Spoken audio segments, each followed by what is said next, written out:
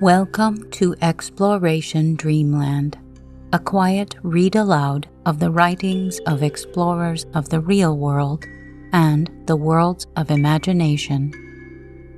Drop anchor, relax into your comfortable bunk, and drift off to Dreamland with us as we read a lightly edited version of The Last Man by Mary Wollstonecraft Shelley, published in 1826. The book will be read in order, so if you would like to begin at the beginning, please start with Season 4, Episode 54. A quick content warning. This book contains occasional references to plague, pestilence, death, suicidal thoughts and actions, and in one section, brief descriptions of war and pillaging. We will try to include specific warnings in the episode descriptions, but if you prefer to avoid these topics altogether, we recommend re-listening to our previous seasons or rejoining us for our next book. If you would like to stay in touch between episodes, you can follow us on Instagram or Facebook at Exploration Dreamland. If you have a moment to leave us a review on Apple Podcasts, it would help other listeners find us. You can also hear our episodes on YouTube. If you are listening there, please like our episodes and leave a comment for us. We'd love to hear from you. Now, take a deep breath in, and as you exhale, relax any tension in your muscles.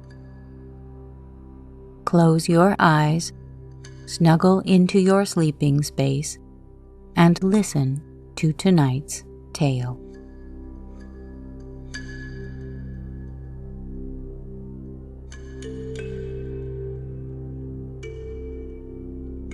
Chapter 4a.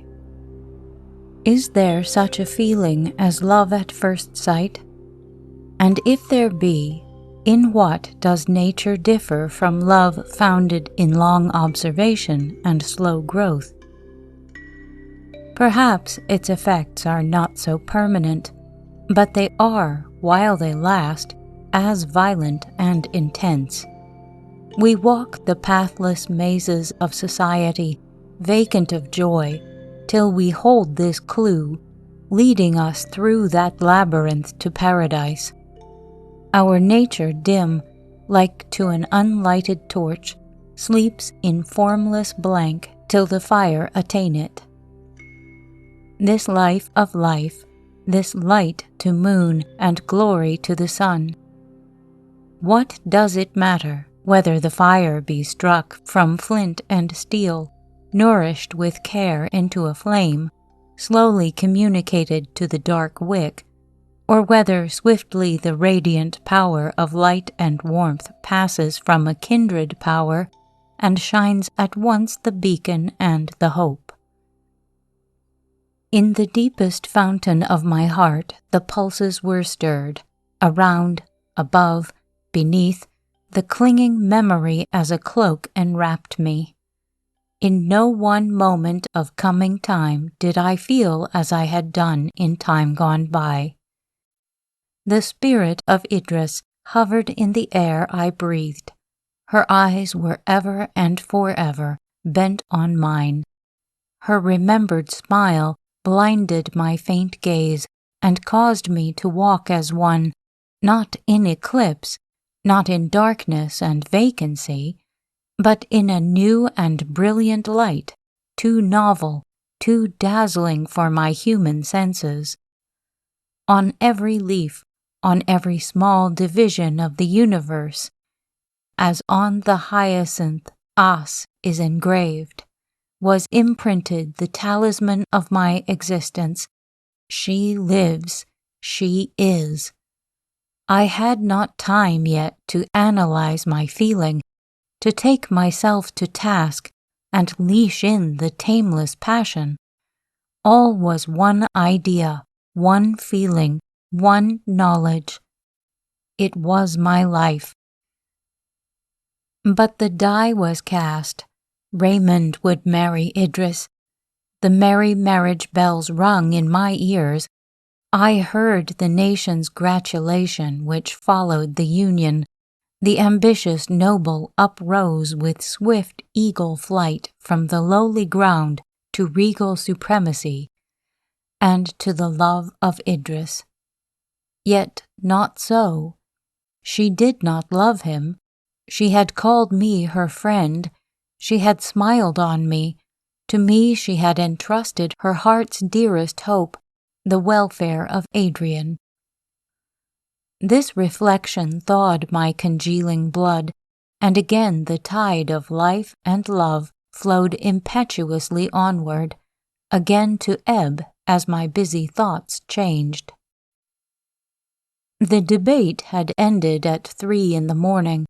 My soul was in tumult.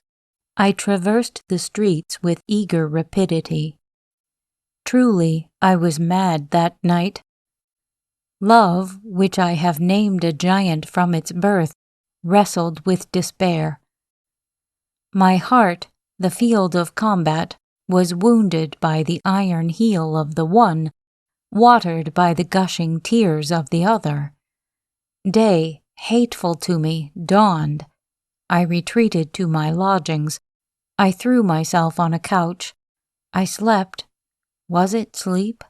For thought was still alive. Love and despair struggled still, and I writhed with unendurable pain.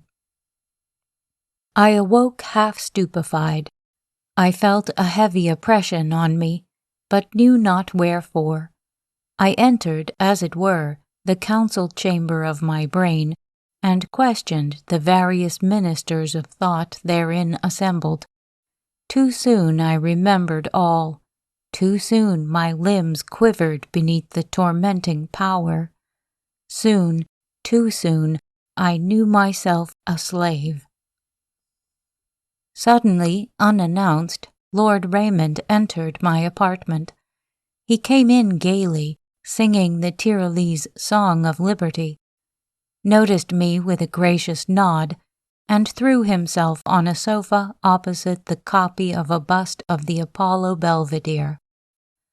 After 1 or 2 trivial remarks, to which I sullenly replied, he suddenly cried, looking at the bust, "I am called like that victor. Not a bad idea. The head will serve for my new coinage, and be an omen to all dutiful subjects of my future success."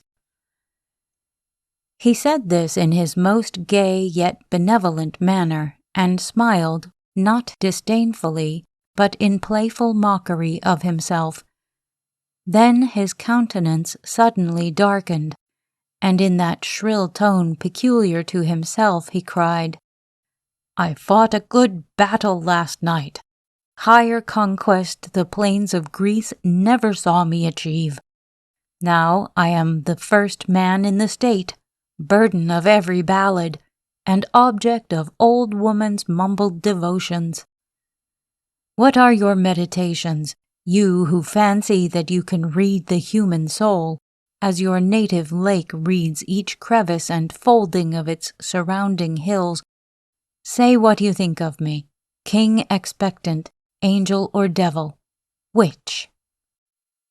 This ironical tone was discord to my bursting, over-boiling heart. I was nettled by his insolence, and replied with bitterness, "There is a spirit, neither angel or devil, damned to limbo merely." I saw his cheeks become pale, his lips whiten and quiver. His anger served but to enkindle mine, and I answered with a determined look his eyes which glared on me. Suddenly they were withdrawn, cast down. A tear, I thought, wetted the dark lashes.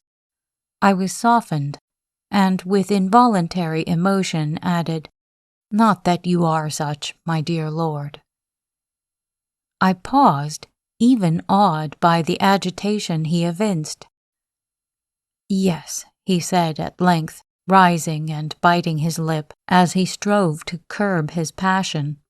Such am I.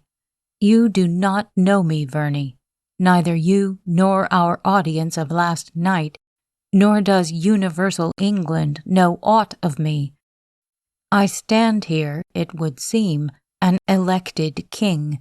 This hand is about to grasp a scepter. These brows feel in each nerve the coming diadem. I appear to have strength, power, victory, standing as a dome-supporting column stands, and I am a reed. I have ambition, and that attains its aim. My nightly dreams are realized, my waking hopes fulfilled. A kingdom awaits my acceptance. My enemies are overthrown. But here, and he struck his heart with violence, here is the rebel, here the stumbling block, this overruling heart, which I may drain of its living blood, but while one fluttering pulsation remains, I am its slave. He spoke with a broken voice, then bowed his head, and, hiding his face in his hands, wept. I was still smarting from my own disappointment, yet this scene oppressed me even to terror, nor could I interrupt his excess of passion. It subsided at length, and, throwing himself on the couch, he remained silent and motionless, except that his changeful features showed a strong internal conflict. At last he rose and said in his usual tone of voice, "The time grows on us, Verney. I must away. Let me not forget my chiefest errand here. Will you accompany me to Windsor tomorrow? You will not be dishonored by my society, and as this is probably the last service or disservice you can do me, will you grant my request?" He held out his hand with almost a bashful air. Swiftly I thought, yes, I will witness the last scene of the drama. Beside which, his mien conquered me, and an affectionate sentiment towards him again filled my heart. I bade him command me. "Aye, that I will," said he gaily. "That's my cue now. Be with me tomorrow morning by 7. Be secret and faithful, and you shall be groom of the stole ere long." So saying, he hastened away, vaulted on his horse, and with a gesture as if he gave me his hand to kiss, bade me another laughing adieu. Left to myself, I strove with painful intensity to divine the motive of his request and foresee the events of the coming day. The hours passed on unperceived. My head ached with thought. The nerves seemed teeming with the overfull fraught. I clasped my burning brow, as if my fevered hand could medicine its pain. I was punctual to the appointed hour on the following day, and found Lord Raymond waiting for me. We got into his carriage, and proceeded towards Windsor. I had tutored myself, and was resolved by no outward sign to disclose my internal agitation. "What a mistake Ryland made," said Raymond, "when he thought to overpower me the other night. He spoke well, very well. Such a harangue would have succeeded better addressed to me singly than to the fools and knaves assembled yonder. Had I been alone, I should have listened to him with a wish to hear reason. But when he endeavored to vanquish me in my own territory with my own weapons, he put me on my mettle, and the event was such as all might have expected." I smiled incredulously and replied, "I am of Ryland's way of thinking, and will, if you please, repeat all his arguments. We shall see how far you will be induced by them to change the royal for the patriotic style." "The repetition would be useless," said Raymond, "since I well remember them, and have many others self-suggested, which speak with unanswerable persuasion." He did not explain himself, nor did I make any remark on his reply. Our silence endured for some miles, till the country with open fields or shady woods and parks presented pleasant objects to our view. After some observations on the scenery and seats, Raymond said, "Philosophers have called man a microcosm of nature, and find a reflection in the internal mind for all this machinery visibly at work around us. This theory has often been a source of amusement to me, and many an idle hour have I spent exercising my ingenuity in finding resemblances.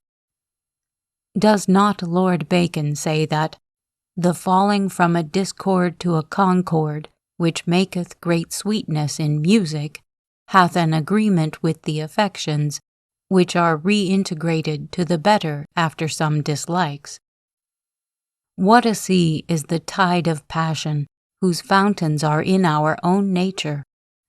Our virtues are the quicksands, which show themselves at calm and low water, but let the waves arise and the winds buffet them, and the poor devil whose hope was in their durability finds them sink from under him.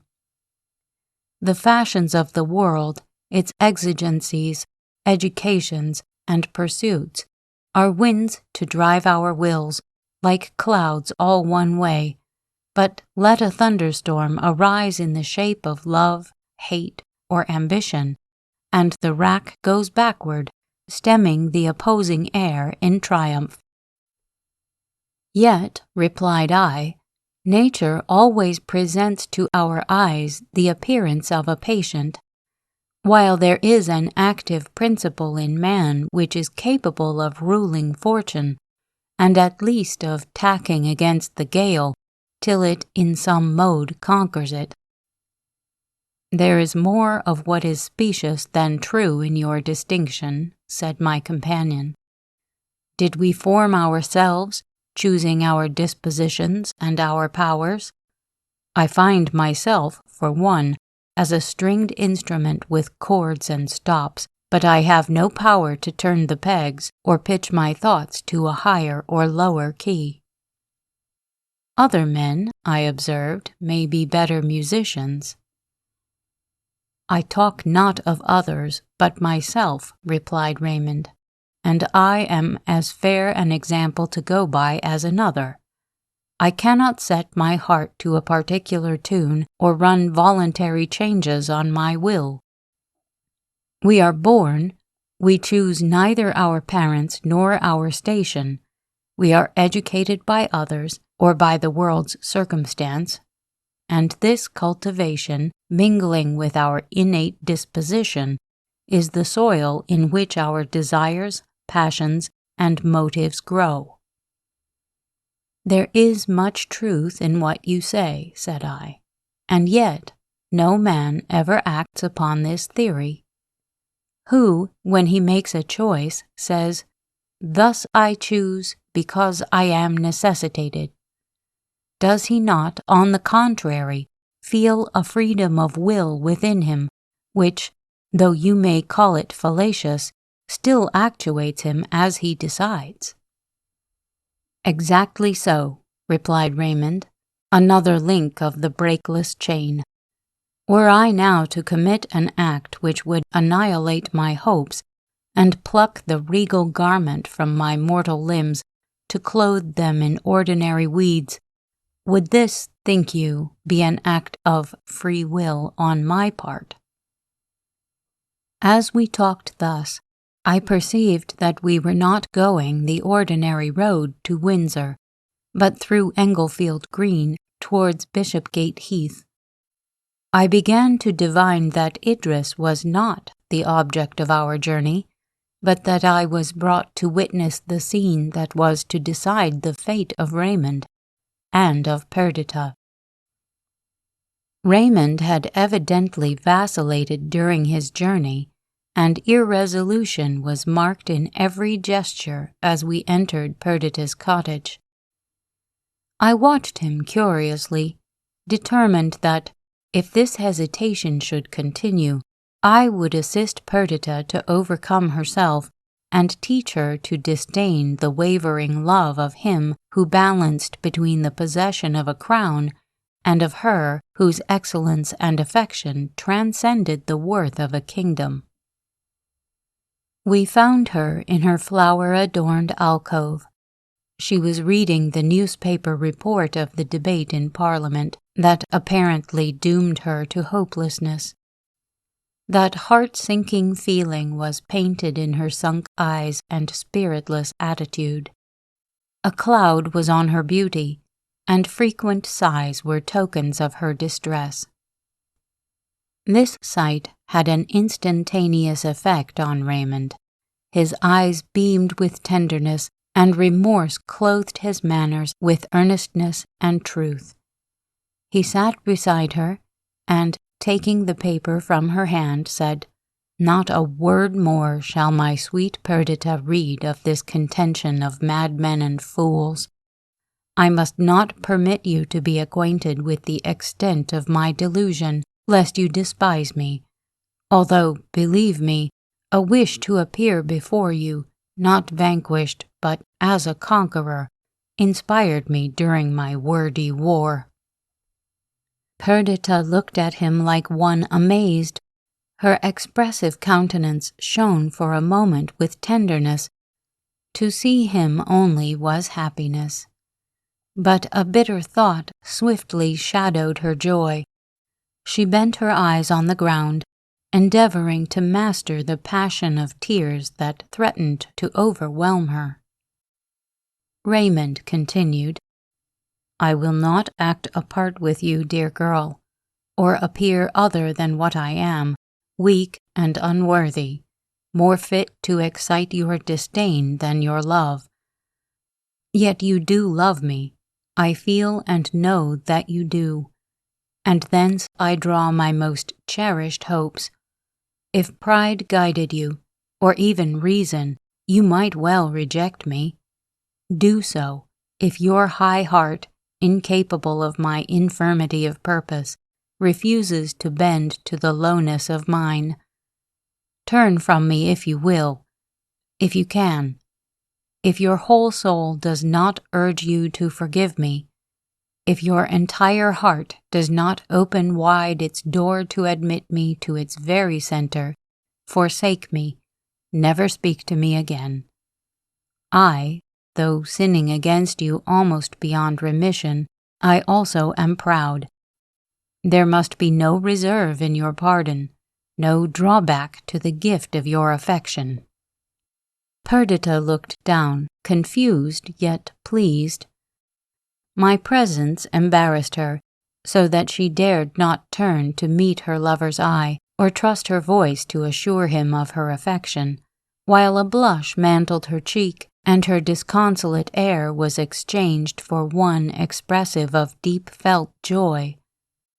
Raymond encircled her waist with his arm and continued, "I do not deny that I have balanced between you and the highest hope that mortal men can entertain. But I do so no longer.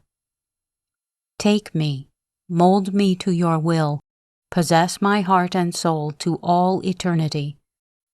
If you refuse to contribute to my happiness, I quit England tonight and will never set foot in it again. Lionel, you hear, witness for me. Persuade your sister to forgive the injury I have done her. Persuade her to be mine." "There needs no persuasion," said the blushing Perdita, "except your own dear promises and my ready heart, which whispers to me that they are true."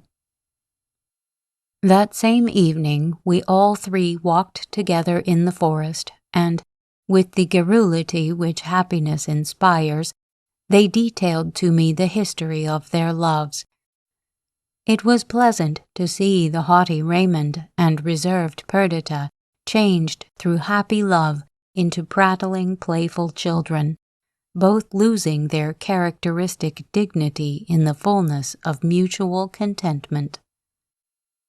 A night or two ago, Lord Raymond, with a brow of care and a heart oppressed with thought, bent all his energies to silence or persuade the legislators of England that a sceptre was not too weighty for his hand, while visions of dominion, war, and triumph floated before him. Now, frolicsome as a lively boy sporting under his mother's approving eye, the hopes of his ambition were complete when he pressed the small fair hand of Perdita to his lips, while she, radiant with delight, looked on the still pool, not truly admiring herself, but drinking in with rapture the reflection there made of the form of herself and her lover, shown for the first time in dear conjunction. I rambled away from them. If the rapture of assured sympathy was theirs, I enjoyed that of restored hope. I looked on the regal towers of Windsor. High is the wall and strong the barrier that separate me from my star of beauty, but not impassable. She will not be his. A few more years dwell in thy native garden, sweet flower, till I by toil and time acquire a right to gather thee. Despair not, nor bid me despair. What must I do now? First, I must seek Adrian, and restore him to her. Patience, gentleness, and untired affection shall recall him, if it be true, as Raymond says, that he is mad. Energy and courage shall rescue him, if he be unjustly imprisoned. After the lovers again joined me, we supped together in the alcove. Truly it was a fairy's supper, for though the air was perfumed by the scent of fruits and wine, we none of us either ate or drank. Even the beauty of the night was unobserved. Their ecstasy could not be increased by outward objects, and I was wrapped in reverie. At about midnight, Raymond and I took leave of my sister to return to town. He was all gaiety. Scraps of song fell from his lips. Every thought of his mind, every object about us, gleamed under the sunshine of his mirth. He accused me of melancholy, of ill humor and envy. Not so, said I, though I confess that my thoughts are not occupied as pleasantly as yours are. You promised to facilitate my visit to Adrian. I conjure you to perform your promise. I cannot linger here. I long to soothe, perhaps to cure the malady of my first and best friend. I shall immediately depart for Dunkeld. Thou bird of night, replied Raymond, what an eclipse do you throw across my bright thoughts, forcing me to call to mind that melancholy ruin which stands in mental desolation more irreparable than a fragment of a carved column in a weed-grown field. You dream that you can restore him? Daedalus never wound so inextricable an error round Minotaur as madness has woven about his imprisoned reason. Nor you nor any other Theseus can thread the labyrinth, to which perhaps some unkind Ariadne has the clue. You allude to Evgeni Zaimi, but she is not in England. And were she, said Raymond, I would not advise her seeing him. Better to decay in absolute delirium than to be the victim of the methodical unreason of ill-bestowed love. The long duration of his malady has probably erased from his mind all vestige of her, and it were well that it should never again be imprinted. You will find him at Dunkeld. Gentle and tractable he wanders up the hills and through the wood, or sits listening beside the waterfall. You may see him, his hair stuck with wildflowers, his eyes full of untraceable meaning, his voice broken, his person wasted to a shadow. He plucks flowers and weeds, and weaves chaplets of them, or sails yellow leaves and bits of bark on the stream, rejoicing in their safety or weeping at their wreck. The very memory half unmans me. By heaven, the first tears I have shed since boyhood rushed scalding into my eyes when I saw him. It needed not this last account to spur me on to visit him. I only doubted whether or not I should endeavor to see Idris again before I departed. This doubt was decided on the following day. Early in the morning, Raymond came to me. Intelligence had arrived that Adrian was dangerously ill, and it appeared impossible that his failing strength should surmount the disorder. "Tomorrow," said Raymond, his mother and sister set out for Scotland to see him once again. "And I go today," I cried. "This very hour I will engage a sailing balloon. I shall be there in 48 hours at furthest, perhaps in less if the wind is fair. Farewell, Raymond. Be happy in having chosen the better part in life. This turn of fortune revives me. I feared madness, not sickness. I have a presentiment that Adrian will not die. Perhaps this illness is a crisis, and he may recover." Everything favored my journey. The balloon rose about half a mile from the earth, and with a favorable wind it hurried through the air, its feathered vans cleaving the unopposing atmosphere. Notwithstanding the melancholy object of my journey, my spirits were exhilarated by reviving hope, by the swift motion of the airy pinnace, and the balmy visitation of the sunny air. The pilot hardly moved the plumed steerage, and the slender mechanism of the wings, wide unfurled, gave forth a murmuring noise, soothing to the sense. Plain and hill, stream and cornfield were discernible below, while we unimpeded sped on swift and secure, as a wild swan in his springtide flight. The machine obeyed the slightest motion of the helm, and, the wind blowing steadily, there was no let or obstacle to our course. Such was the power of man over the elements, a power long sought and lately won, yet foretold in bygone time by the prince of poets whose verses I quoted much to the astonishment of my pilot when I told him how many 100 years ago they had been written. O human wit, thou canst invent much ill, thou searchest strange arts, who would think by skill an heavy man like a light bird should stray, and through the empty heavens find a way. I alighted at Perth, and, though much fatigued by a constant exposure to the air for many hours, I would not rest, but merely altering my mode of conveyance, I went by land instead of air to Dunkeld. The sun was rising as I entered the opening of the hills.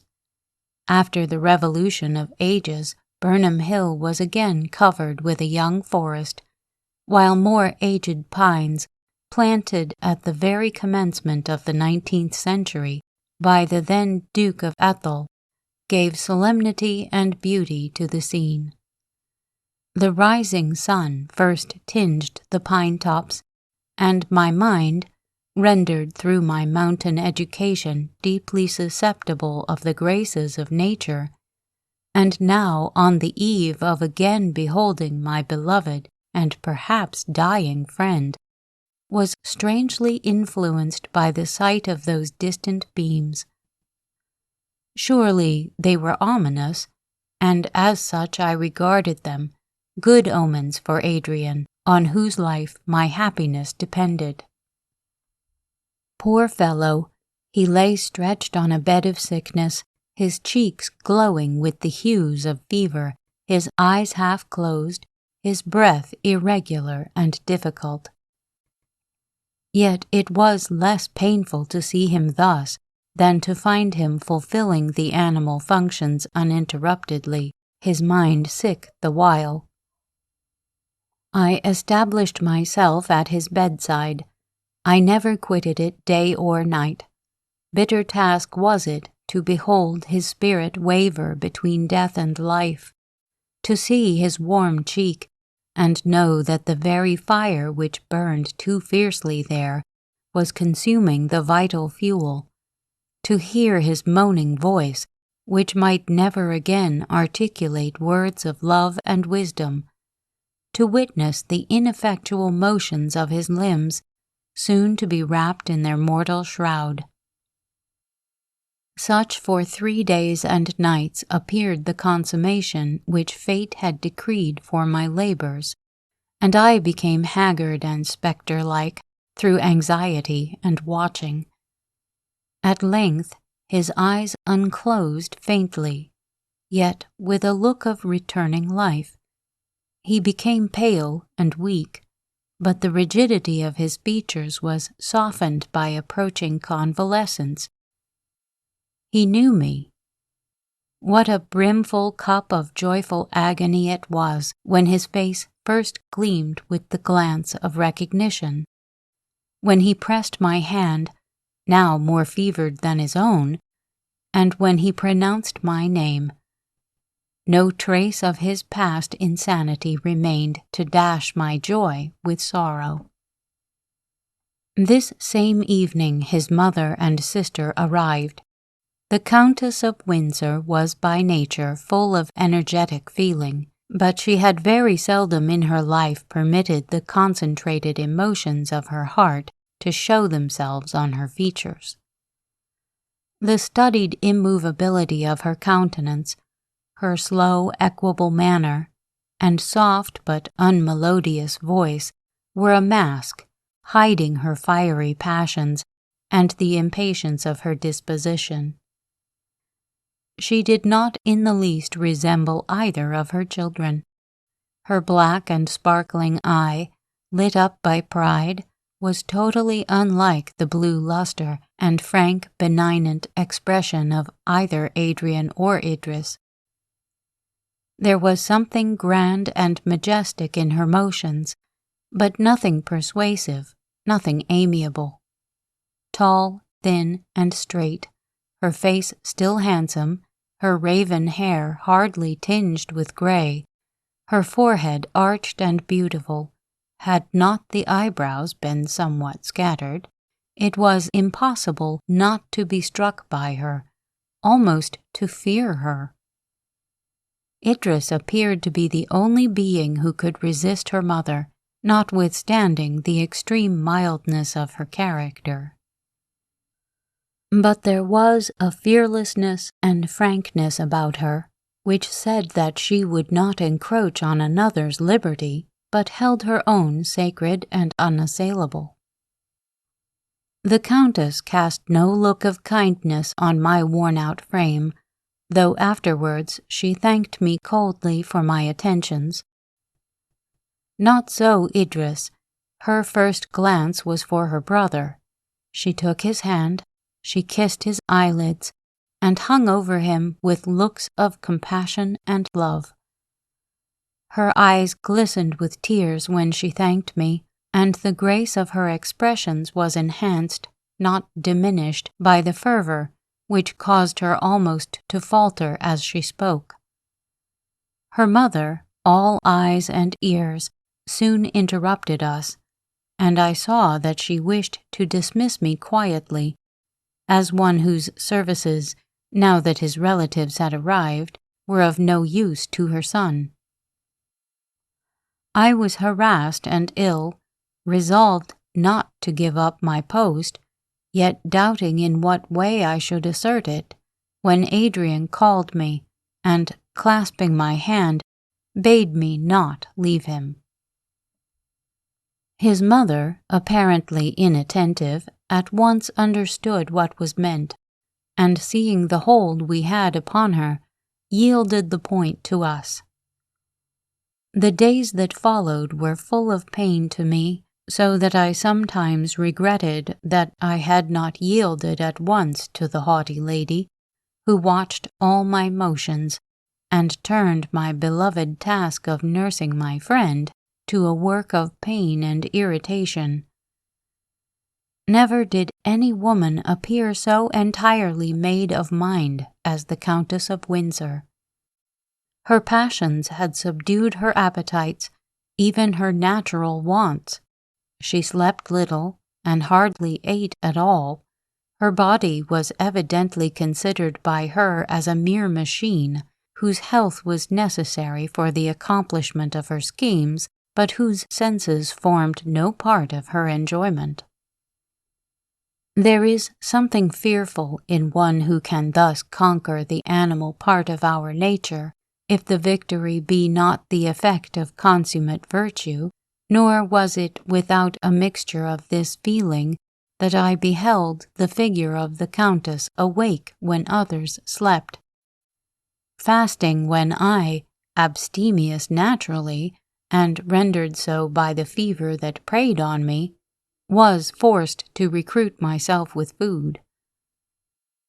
She resolved to prevent or diminish my opportunities of acquiring influence over her children, and circumvented my plans by a hard, quiet, stubborn resolution that seemed not to belong to flesh and blood.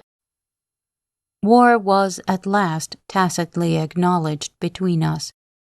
We had many pitched battles, during which no word was spoken, hardly a look was interchanged, but in which each resolved not to submit to the other. The Countess had the advantage of position, so I was vanquished, though I would not yield. I became sick at heart.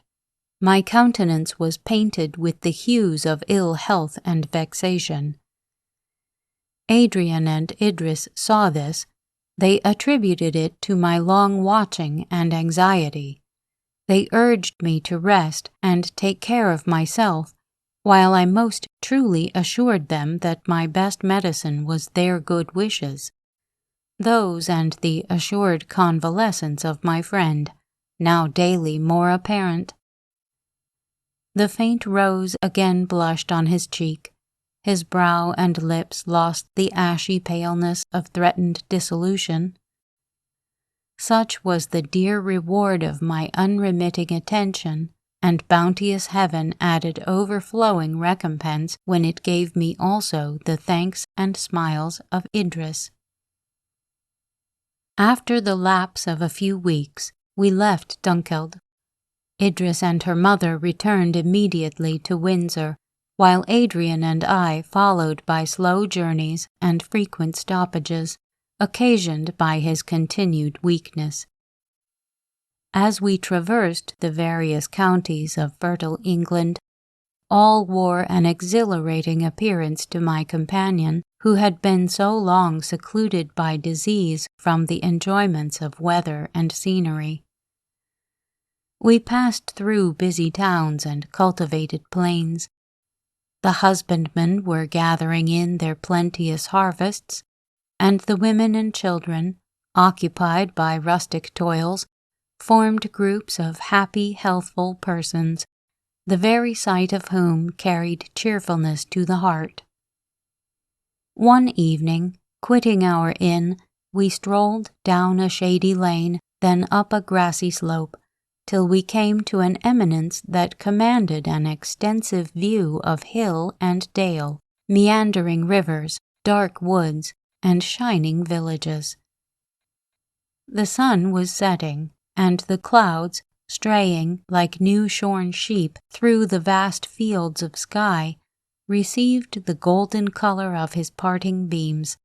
The distant uplands shone out, and the busy hum of evening came, harmonized by distance on our ear.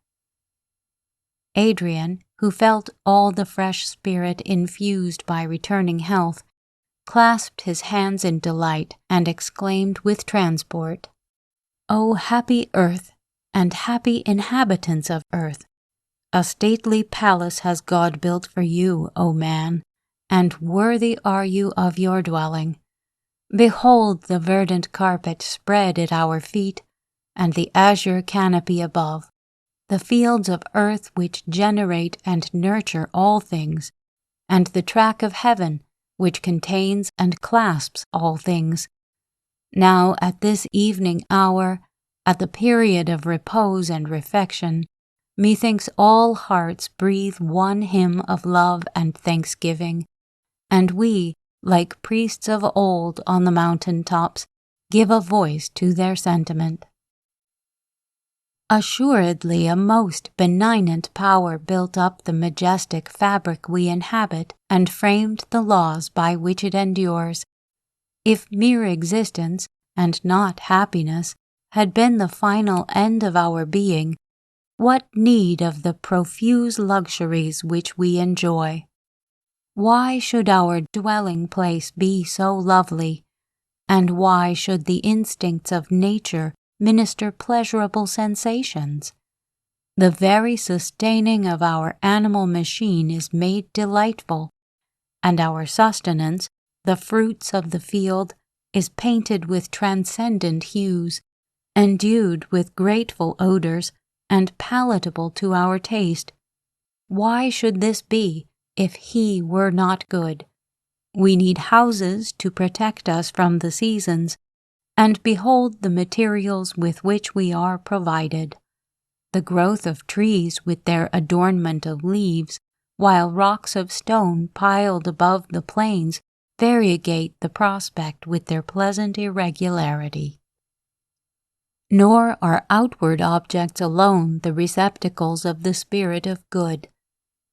Look into the mind of man, where wisdom reigns enthroned, where imagination, the painter, sits with his pencil dipped in hues lovelier than those of sunset, adorning familiar life with glowing tints. What a noble boon, worthy the giver, is the imagination! It takes from reality its leaden hue. It envelops all thought and sensation in a radiant veil, and with a hand of beauty beckons us from the sterile seas of life to her gardens and bowers and glades of bliss. And is not love a gift of the divinity? Love and her child, hope, which can bestow wealth on poverty, strength on the weak, and happiness on the sorrowing. My lot has not been fortunate.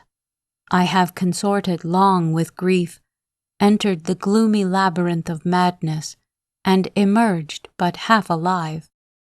Yet I thank God that I have lived. I thank God that I have beheld his throne, the heavens, and earth his footstool. I am glad that I have seen the changes of his day, to behold the sun, fountain of light, and the gentle pilgrim moon, to have seen the fire-bearing flowers of the sky, and the flowery stars of earth, to have witnessed the sowing and the harvest. I am glad that I have loved, and have experienced sympathetic joy and sorrow with my fellow creatures. I am glad now to feel the current of thought flow through my mind, as the blood through the articulations of my frame. Mere existence is pleasure, and I thank God that I live. And all ye happy nurslings of Mother Earth, do ye not echo my words? Ye who are linked by the affectionate ties of nature, companions, friends, lovers, fathers who toil with joy for their offspring, women who, while gazing on the living forms of their children, forget the pains of maternity, children who neither toil nor spin, but love and are loved. Oh, that death and sickness were banished from our earthly home, that hatred, tyranny, and fear could no longer make their lair in the human heart, that each man might find a brother in his fellow, and a nest of repose amid the wide plains of his inheritance, that the source of tears were dry, and that lips might no longer form expressions of sorrow. Sleeping thus under the beneficent eye of heaven, can evil visit thee, O earth, or grief cradle to their graves thy luckless children? Whisper it not, let the demons hear and rejoice. The choice is with us. Let us will it, and our habitation becomes a paradise. For the will of man is omnipotent, blunting the arrows of death, soothing the bed of disease, and wiping away the tears of agony. And what is each human being worth if he do not put forth his strength to aid his fellow creatures? My soul is a fading spark, my nature frail as a spent wave, but I dedicate all of intellect and strength that remains to me to that one work, and take upon me the task, as far as I am able, of bestowing blessings on my fellow men. His voice trembled, his eyes were cast up, his hands clasped, and his fragile person was bent, as it were, with excess of emotion. The spirit of life seemed to linger in his form as a dying flame on an altar flickers on the embers of an accepted sacrifice.